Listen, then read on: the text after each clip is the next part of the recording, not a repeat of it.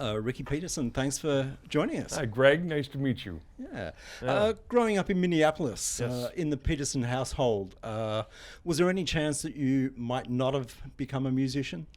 No, absolutely not, because we were completely surrounded by that. Mom and dad, they all played, and they had their friends over playing, so we knew nothing but music in that household, for the most part. So, Did they talk about the benefits of music, or did they just play? you know what? They were fortunate enough to be in the business when the business was actually rather new, like a big band business, that kind of thing. Playing with a big band and being on the radio at that time, they did well, So they were actually reaping the benefits of being musical and having a musician background, and unlike today, you know. But yeah, it was a special thing, special event. Yeah. So whenever- Your sisters are singers? yeah, both Linda and Patty are both singers, and Linda's a great piano player. Patty can play piano, but Linda's the one that does the piano and singing. When Mom passed away, Jeannie, in 13, she kind of took over the matriarch model of moms. So she's a great jazz player and a great singer too. So, Yeah. and Patty was a marvelous singer. Who's got a bunch of records out also. They both do. Yeah. So. Your brother Paul played with Prince. We'll also talk about your association with Prince did. a bit later. He did. And I believe your brother Billy played bass on Bob Dylan's Blood on the Tracks. He sure did. album. He played on I think 4 tunes. They redid a bunch of tunes in Minneapolis, which was cool. And he also played with the Steve Miller Band for 25 years. And that was a long thing. Paul and I and Billy played with Steve Miller back in 1988 through 1994, I think. And then Billy kept going. So. Once you started getting into keyboards, who were the players that you admired? Right off the bat, I would have to say, because we grew up in a jazz situation at our house, there were people like Bill Evans and Oscar Peterson that I heard. Of course, I didn't quite understand it growing up, but that was what I liked. And not really emulating that, because I was growing up in the days of 1960s rock and roll and 70s rock and roll. I started listening to that pop music, but I went for more of the fusionistic, I should say, music at that time, which was like Emerson, Lake and Palmer and Yes, and bands like that. But even though we played all the Led Zeppelin things, but I kind of grew up playing rock and roll, I have to say, and then kind of moved and drifted towards R&B and jazz. So.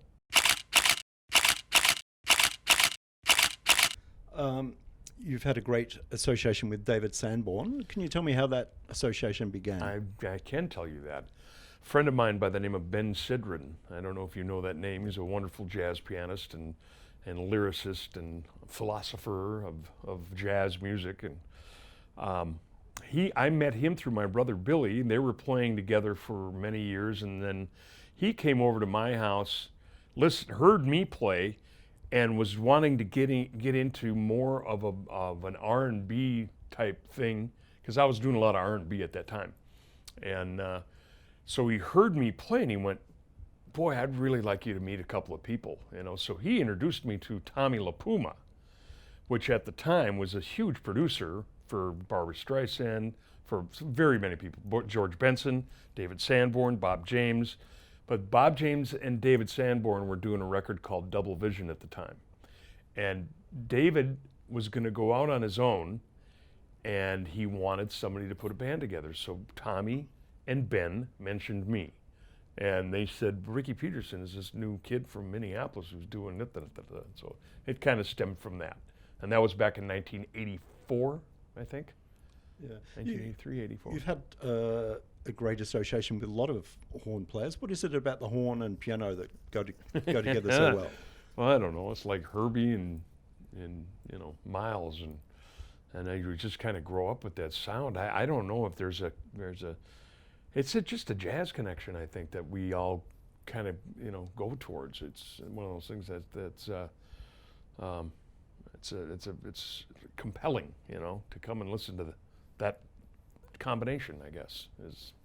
It's one of my favorite things in the world. But it still, to this day, exists, and everybody wants to emulate that, you know.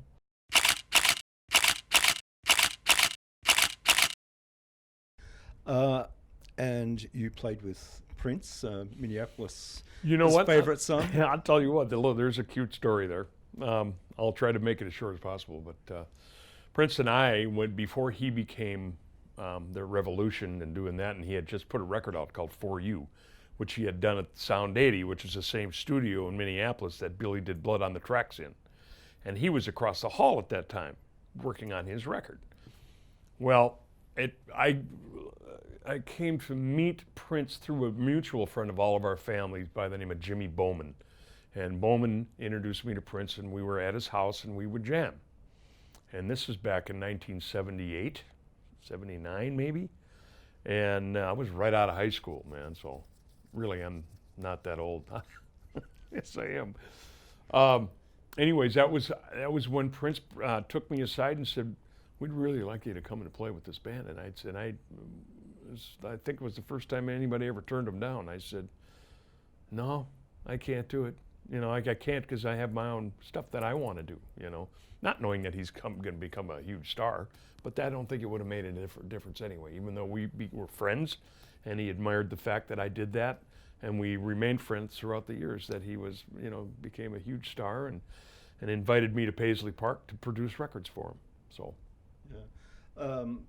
One of the records you arranged and produced was The Most Beautiful Girl It was. in the World. It was his last #1 hit. Yeah. That he had back in 93, I believe, 93 or 94. Tell me about the process involved.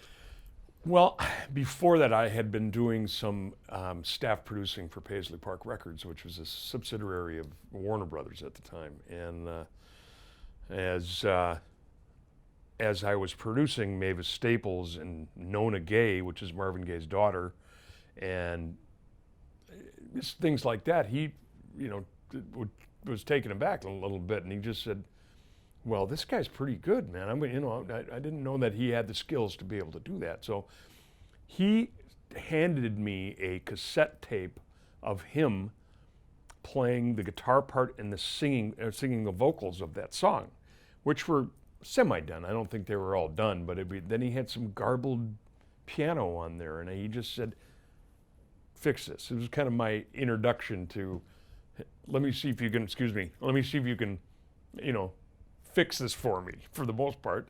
And of course I went, okay. So, and I took it, and I ended up arranging and pretty much writing those changes, you know, because they were indecipherable before.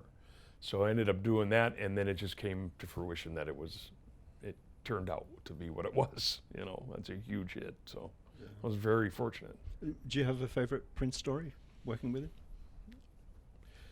Yeah, I do. One of my favorite ones is when we were doing a song, because I ended up producing a few songs on Gold and Emancipation and some other ones too. And Gold was in particular one that we really loved, and he thought that was going to be huge, and it was, you know, it was after The Most Beautiful Girl. But there was a song called I Hate You, and there was one part that he sang that was a very flamboyant speaking thing. And the Tom Tucker, the engineer, and I were in the studio because we were usually by ourselves, you know. And Prince would walk in and listen, and then, you know, figure out after we had did all our overdubs and whatever we were doing to co-produce those tunes for him. And he happened to be. We would roll back this one thing where he said, "And the stars," and we were for some reason laughing our butts off, man, and we would play it back, and if he wasn't standing in the doorway looking at us like this, man, and I just went, "Oh shit." And I just, you know, and he looked at me and he just went, because we were making fun of it, you know, we were making fun of him, and he was just like, he just rolled his eyes and turned, you know, shook his head and walked away, man. He thought that was pretty funny, but that was a good Prince story for me, man. That was one of the vivid remembrance that I have of him, man, and it was really funny. Yeah. early last year you had the chance of playing with a lot of people who have played with Prince in Melbourne and Sydney. Oh yeah, we sure did. We did a thing called the Nothing Compares to Prince concert at the Sydney Opera House, and we did the Melbourne, I can't remember the... Hamer Hall? Yeah, Hamer. And it was, what an experience that was, because I'd never played with those people before. And they were most of the people that had been in the recent bands of Prince. And they were just fantastic, man. I was wowed out. That I was, I was there for support, moral support, and just because of what I've done. And they were happy to have me, so that was nice. Yeah. You've worked with so many artists. How does Prince differ from a George Benson to a John Mayer in the studio? Well, let me tell you this. There's another little story I would like to tell you about that, because I produced George Benson's record at Paisley Park also. And that was in 1995 or 6, something around that area. And George is a jazz player, but George was also a Jehovah's Witness. And when we were producing that record, he would approach us every once in a while to let us know that, we're welcome to come to Kingdom Hall and do whatever. But, that was his duty. It's my duty, to invite you to come to Kingdom Hall. Okay, thank you, man. We're Catholic, and it's, and then that was the end of it. But every once in a while we'd go, "Where's George?" And then all of a sudden we'd go, "Well, he's with Prince up in Prince's room, talking about Jehovah's Witness stuff," and they were up there with well, who else? Larry Graham, I think was a part of that deal. But how is he different? To work with is, to tell you the truth, I never really sat down and worked with Prince.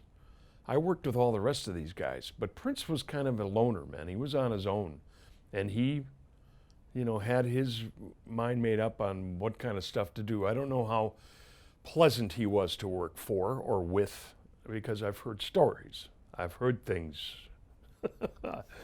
And I never got to really sit with a one-on-one, except for the times when we first met, and then when we would exchange things. There's one of the nicest things he ever said about me. He said, "Babyface doesn't have Ricky P." And that was the coolest thing he's ever said to me. So he was a good guy to me, but totally different from all the rest of the guys that I work with. So let me put it this way. What do these great artists all have in common then?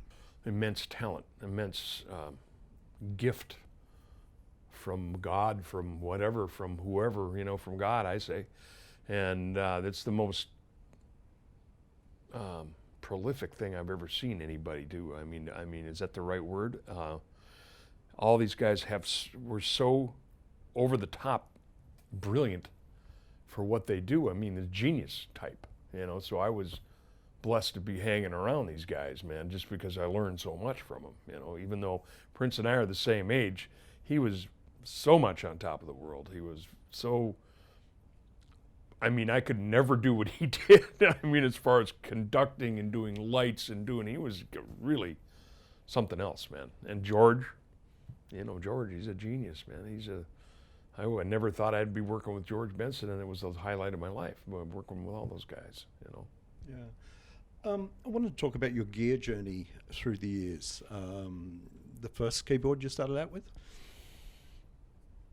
First keyboard I had was Whirlybird, a Wurlitzer electric piano. My dad had a Wurlitzer electric piano that we were able to play, and it was in particle board.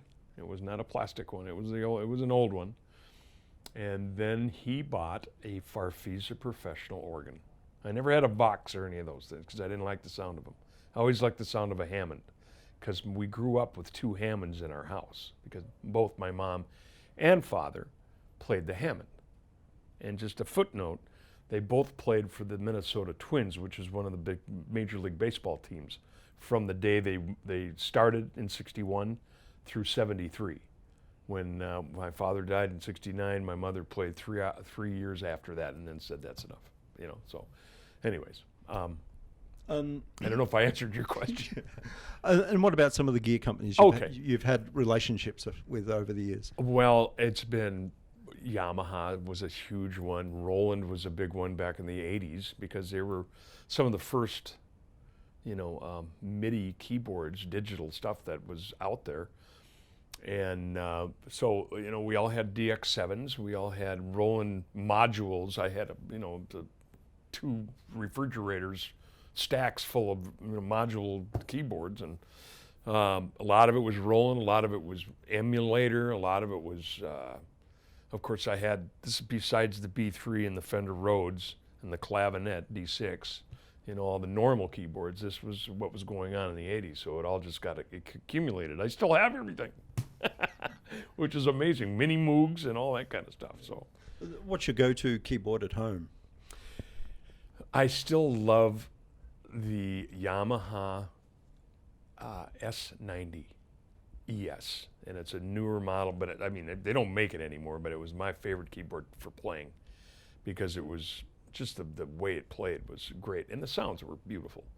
But now you have everything is in the box, but that's my go-to keyboard right now at home. Your stage rig for Fleetwood Mac on this current tour, what are you using? I'm using a Hammond with the digital organ and the Kronos. So I'm just using 2 of them. I'm leaving most of the keyboard work up to Christine because she's the main keyboard player. I'm there for helping. So is it programmed like in main stage, or are you playing everything? I'm playing everything on. Yes, it is actually, and we did that all at rehearsals. We had a long time to rehearse and get everything in place, and so when I'm up there, I get to not have to worry about doing that. I can just go click, and it works perfectly. Kronos is wonderful for that. So. Yeah. You played with Stevie Nicks solo for a long time, which since 07. Is obviously how you got the Fleetwood Mac gig. Yeah. Tell me about the first rehearsal with Neil Finn and Mike Campbell, the new version of the band. How was that? Well, I had known Mike before because Mike came and played with us when we did Stevie's record. I'm trying to remember the name of it. Hang on a second. Let me think. I got to remember the name of that record. It was In Your Dreams. Okay. But I met Mike on the In Your Dreams record, which was a few years before Neil was, that they did all this stuff with Fleetwood Mac. So I knew Mike for a minute, but when Neil came in, I didn't know what to expect because I wasn't as familiar with Neil as I should have been, actually. But I've heard the songs that were hits in the United States for him, from the Crowded House. He was that was the second one, but it was the Split Ends. Oh, so the Split Ends sure. won in the 80s, and then the Crowded House came along. And Yeah. so when I heard that, I went, well, he's perfect for this gig. Perfect. Because he sounds like Neil, but he also has got the perfect range to cover Lindsay stuff, And he does a great job, man. I can't say any more than that. He's just marvelous. So, and I know he's a big star here, man. So, and I love watching him on stage because he's just elated to see everybody, especially in Melbourne. So, one of the highlights of the show was when Neil plays "Don't Dream It's Over," and you back him beautifully on the organ. It's a really sublime part to play, isn't it? I love it, man. Well, the song is wonderful, first of all, and well, just that particular solo was Whiter Shade of Pale vibe, you know what I mean? Which I really loved. The keyboard player in that band is number one, man. So he sounded great. And I really enjoyed that, and I enjoy playing what he did. So, and I wouldn't change a thing. So how do you work out which parts you play and which parts Christine plays? I let her play what part she does, and then I came up. I would say, Christine, is this okay to do this behind you on that? If she's playing organ, I'll play piano, or Rhodes, or Whirly Bird, or something like that, and vice versa. So it's pretty simple, and she's very, very, very sweet about all of it, man. She's just like, she loves it, No, there's no clashing whatsoever. So it's perfect.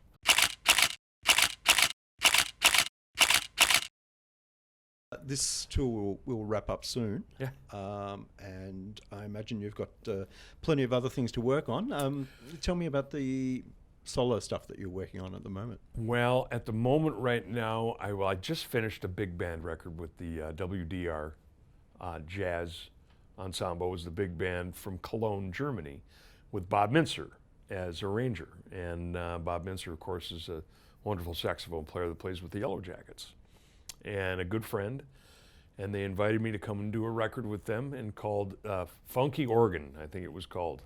And so I picked a bunch of songs that I loved, and we arranged them together, and he did most of the arranging because that's what he does.